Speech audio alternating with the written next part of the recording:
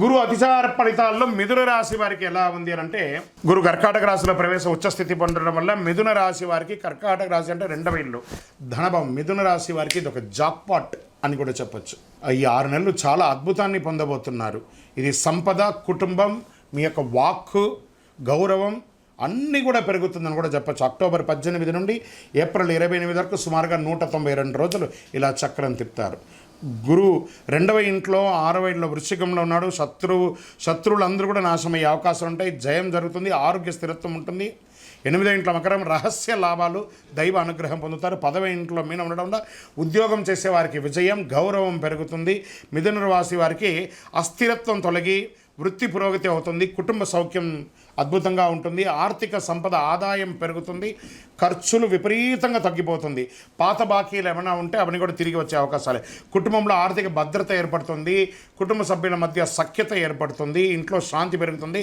తల్లిదండ్రులు, భార్య పిల్లలతో చాలా సంతోషంగా ఉంటారు. మీ మాటకు విలువ పెరుగుతుంది సమాజంలో. ఉద్యోగంలో పదోన్నతి, ప్రమోషన్స్, మీరు కోరుకున్న ఇంక్రిమెంట్, ఇది ప్రభుత్వ, ప్రైవేట్ రంగం అన్ని రంగాల వారికి కూడా ఇది కలిసి వస్తుంది. స్త్రీ పురుషులకు ఎవరికైనా ఇది కలిసి వస్తుంది. వ్యాపారస్తులకి కొత్త ఒప్పందాలు వేసుకుంటారు. ఇంటర్నేషనల్ వ్యాపారం కూడా ప్రారంభించే అవకాశాలు ఎక్కువ శాతం ఉన్నాయి. విద్యార్థులకి మేధస్సు, వాగ్వృద్ధి పెరుగుతుంది. మంచి మంచి చదువుల యొక్క అవకాశాలు వస్తున్నాయి. క్యాంపస్ సెలక్షన్స్ లాంటివి వచ్చే అవకాశాలు ఉన్నాయి.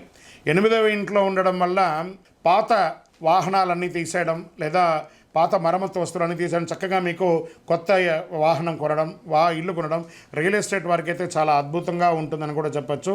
కానీ ఇక్కడ కుటుంబంలో విలాసమైనటువంటి ఖర్చులు ఎక్కువ అయిపోతూ ఉంటుంది. దాన్ని అదుపులో చేసుకుంటే మంచిది.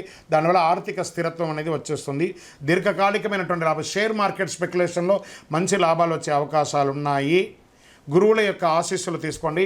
ఓం బృహస్పతయే నమః అని 108 సార్లు భగవంతుడు మనకు మంచి అనుకూలం ఇచ్చినప్పుడు మనం కూడా కాస్త జాగ్రత్తగా ఉండాలి. బృహస్పతయే నమః అని చెప్పి 108 సార్లు పూజ చేయండి. పసుపు పుష్పంతో అవకాశం ఉంటే ప్రతి గురువారం నాడు అర్చన చేయండి. దేవాలయంలో దక్షిణామూర్తి స్వామి వారు ఉంటారు. ఆ దక్షిణామూర్తి స్వామి వారికి వెళ్ళి మొక్కండి. గోపూజ చేయండి.